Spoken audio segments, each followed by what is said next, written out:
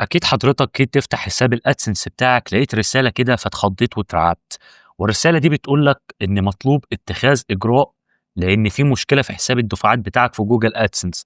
طبعًا أنت اتخضيت وقُلت يا نهار أبيض! هو في ماله الحساب مش هاخد فلوس والّا إيه؟ لأ اصطبر عليَّ. فأنت هتقوم دايس الانتقال إلى الدفعات، أو ممكن الرسالة دي ما تلاقيش كلمة الانتقال للدفعات فتدوس على كلمة الدفعات وبعد كده تدوس على معلومات الدفع. هتلاقي رسالة حمرا كده بالبونت العريض بيقول لك للحرص على تضمين دفعتك في دورة الدفع التالية لازم تقدم معلوماتك الضريبية. والحوار ده ما بياخدش دقايق وهو فعلا سريع سريع هعرفك في الفيديو. الكلام ده معناه ايه؟ بص حضرتك افهمك على حاجة.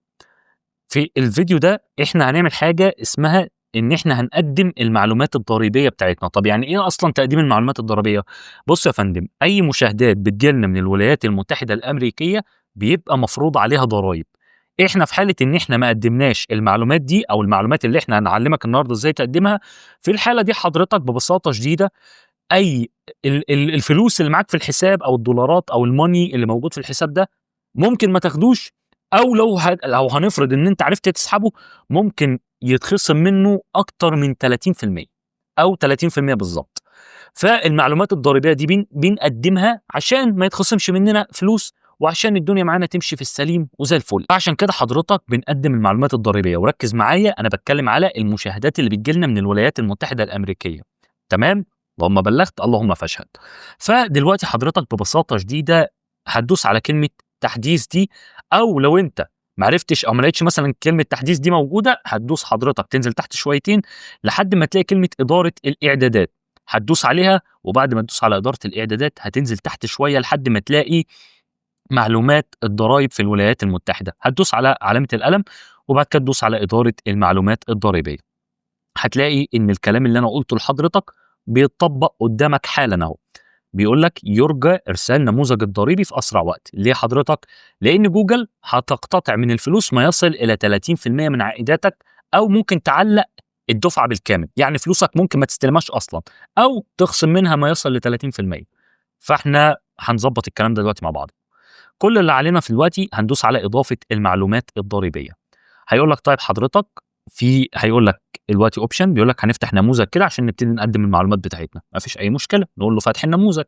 طيب في البداية هيقول لك طيب حضرتك أستأذنك تدخّل الباسورد بتاع الإيميل، فهنقول له ما فيش أي مشكلة، تمام، وكتبنا الباسورد بتاعنا أهو. بعد ما كتبنا الباسورد فتح الرسالة اللي قدامك دي. أول حاجة بيقول لك نوع الحساب بتاعك فردي والّا مؤسسة؟ هنقول له حضرتك فردي، وبعد كده نقول له التاني، هل أنت مواطن أو مقيم في الولايات المتحدة؟ هاقول له لأ، أنا مش مقيم في الولايات المتحدة، وبعد كده التالي. طيب اختار نوع النموذج اللي إحنا هنشتغل عليه دلوقتي. بيقول لك إن في البداية النموذج اللي في الأول إن إحنا أشخاص مش أمريكيين أو مش في أمريكا، تمام؟ وفي اللي هو التاني ده بيقول لك إن إحنا ناس من أمريكا أو ناس مقيمين في الولايات المتحدة الأمريكية. فبالتالي هنختار النموذج الرقم واللي هو الأول نموذج ده، تمام؟ تتأكد إن أنت اخترت أول نموذج، لأن التاني نموذج ده مخصص للناس المقيمين في أمريكا أو للناس الأمريكيين. في البداية حضرتك لازم بقى تفهم هنا بقى اللعب كله هنمشي إزاي.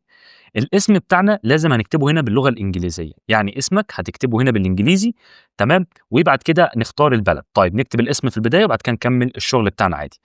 في ناس بتتلخبط في النقطة دي، أنت الموضوع سهل، الاسم بتاعك هتكتبه بالإنجليزي بس.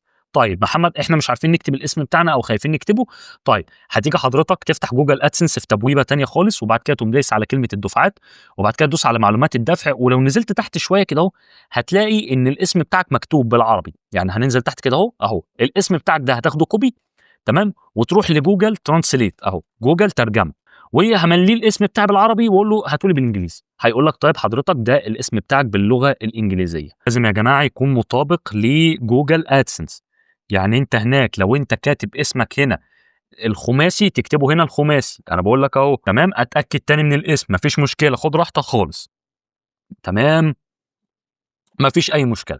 طيب بعد كده هنا اختياري دي ما تكتبهاش، بعد كده تقول البلد اللي انت مقيم فيها، طبعا دي كلها البلاد المتعاقده مع جوجل ادسنس بخصوص الضرايب، اكيد مصر منها يعني، تمام. طبعا بلدان كتيره جدا جدا جدا، فانا هختار مصر الدوله اللي انا مقيم فيها.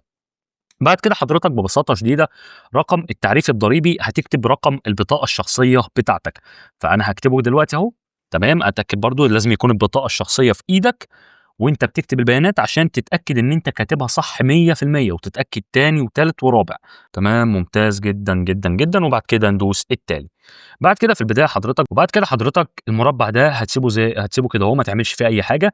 بعد كده برضو العنوان هيتكتب بالانجليزي، والمدينه هتتكتب بالانجليزي، والمقاطعه هتتكتب بالانجليزي. تمام، يعني هنا المقاطعه انت مش هتقدر تغير فيها لان هو جايبها لك بالعربي اوتوماتيك، فانت دي مش هتقدر تغير فيها اي حاجه. لكن الحاجات الباقيه دي انت لازم تكتبها زي جوجل ادسنس بالملي. لما انت شفت البيانات اللي انت عملتها في جوجل ادسنس هتكتبها كده اهو بالظبط. طيب هعرف منين؟ هتخش حضرتك اهو، يعني انا اهو هعملها قدامك تاني. بتخش كده اهو من الاعدادات دي، بتقوم دايس عليها، وبعد كده بتقوم نازل تحت شويه لحد ما تلاقي المعلومات بتاعتك بالكامل اهو. فببتدي اعدلها واخد منها كل حاجه زي ما انا عاملها بالظبط، زي ما انا عاملها بالظبط، ما تزودش حاجه ولا تنقص حاجه. يعني هنا الرمز البريدي كنا كاتبين الرمز ده. وبعد كده ببساطه شديده العنوان برضه هنخليه متفرع، او نعمله زي ما عملناه هناك ببساطه شديده. تقوم معلم على دي علامه صح، وتقوم دايس على التالي. وبعد كده ببساطه شديده بنخش على الخطوه الثالثه معانا، وهي المعاهده الضريبيه. لو انت كنت حضرتك ببساطه شديده فاكر الرقم التي اي ان اللي احنا كتبناه في الاول اللي هو رقم البطاقه الشخصيه، لو انت كنت كتبته هتقول له نعم انا مؤهل للاستفاده من نسبه اقتطاع مخفضه للضريبه. فبعد كده ببساطه شديده هنقول له هنا اهو، هنعلّم هنا أهو على علامة الصح. وبعد كده نقوم جايبين البلد بتاعتنا اللي هي مصر. تمام، طبعًا أنت شوف ممكن ما تلاقيش البلد بتاعتك هنا أهو، ف يبقى أنت كده مش مؤهل للمعاهدة الضريبية، وبالتالي هتكمل الخطوات العادية بعد كده يعني. بعد كده تقوم دايس بقى دي، وبعد كده تختار هنا أهو، وتختار دايمًا نسبة الاقتطاع الأقل. تاني هو بيقول لك مثلًا 30%، لأ هاختار ال15 كده. فهمت الفكرة؟ تمام، بعد كده برضه نفس القصة، المادة مش عارف إيه، نسبة الاقتطاع 0%، وهكذا. تفضل تعلّم كله كده علامة صح، وهنا اهو تقوم قايل له دي 30، وبعد كده نقول له إن المالك، وبعد كده تدوس التاني. بس كده لحد دلوقتي إحنا ماشيين صح 100%. بيقول لك هل محمد علاء اللي هو أنا عمل أي نشاطات أو خدمات لصالح جوجل في الولايات المتحدة؟ هنقول له لأ. وبعد كده نقول له برضه أقر بأنه تنفيذ خدمات جوجل إلى آخره. وبعد كده اتعلم هنا علامة صح، وبعد كده دوس التالي. بعد كده حضرتك ببساطة شديدة هاقول له عدم استلام استخدام أوراق الخيارات المتحدة دي. وبعد كده هنقوم قايل له هنا عدم استخدام الأوراق، وبعد كده نقوم قايلين له التالي. وبعد كده نقول له أؤكد أنني راجعت مستندات الضريبية دي، وبعد كده ندوس التالي. وبعد كده حضرتك هتقوم دايس أقر دي. تمام، وبعد كده تنزل شوية وتقول له هنا أقر. وبعد كده نقول له نعم أنا المالك المستفيد من دي، وبعد كده ندوس على إرسال. تمام، بعد كده أهو ببساطة شديدة نصبر شوية خالص، ما فيش أي مشكلة مع بعضينا كده أهو. تمام، لحد ما يجيب بقى الخطوة الأخيرة في الموضوع بتاعنا ده بأمر الله. تمام، هنا أهو بيعيد لك الشغل بتاعنا أهو. تمام، ده الحاجات اللي إحنا عملناها، والنموذج الضريبي بتاعنا اتوافق عليه في الحال. حضرتك أهو الحالة مقبول. تمام، لو جيت هنا أهو للانتقال إلى الدفعات هتلاقي إن الحالة أهو تمام، تمت الموافقة على المعلومات الضريبية الخاصة بك في الولايات المتحدة الأمريكية. تمام، وبعد كده ندوس على علامة الإكس دي، وكده حضرتك ببساطة شديدة الأرباح بتاعتك خلاص ما فيش فيها أي مشكلة. ولو عملنا ريفرش في الصفحة، الرسالة اللي كانت بالأحمر هتلاقيها اختفت دلوقتي حالًا. تمام، زي ما أنت ما شايف دلوقتي. فكده حضرتك نبقى قدمنا النموذج الضريبي بتاعنا بكل ملحوظة. برضو يا جماعة أنا بس دي ملحوظة ما قلتهاش في الفيديو، ممكن القبول يتم في لحظتها زي ما أنت شفت بعينك، أو ممكن يقعد 24 ساعة، 48 ساعة، 72 ساعة، ممكن يوصل لأربع وخمس أيام، وممكن يوصل لأسبوع. فممكن يقول لك الحالة قيد المعالجة، أو يقول لك الحالة مقبول زي ما حصل في الفيديو وإحنا واقفين مع بعض. فبس يا شباب، عشان لو قال لك مثلا اصبر 48 ساعة، 24 ساعة، ساعات برضو جوجل ادسنس بتتدخل بنفسها عشان تراجع هي المعلومات، فالموضوع ده بياخد وقت. تمام، بس يا شباب سلام عليكم. بكل سهولة وبكل يسر، الموضوع بسيط جدا جدا جدا. هي الفكرة وما فيها ان انت بس شغل دماغك وانت بتعمل الحوار ده، الموضوع بسيط جدا. صلى على النبي واذكر الله. سلام عليكم، باي باي.